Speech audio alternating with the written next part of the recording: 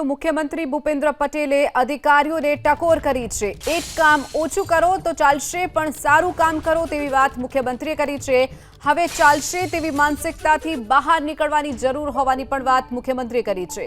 હવે જે કામ કરો તે ગુણવત્તાવાળું કામ હોવું જોઈએ, તેમાં કોઈ તકલીફ ન હોવી જોઈએ તેવી પણ વાત મુખ્યમંત્રીએ કરી છે।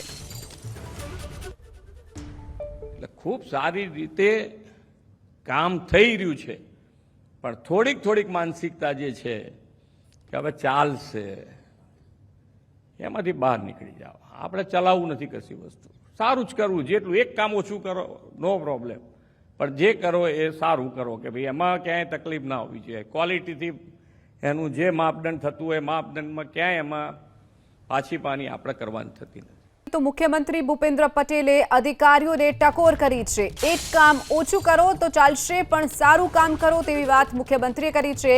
હવે ચાલશે તેવી માનસિકતાથી બહાર નીકળવાની જરૂર હોવાની પણ વાત મુખ્યમંત્રીએ કરી છે।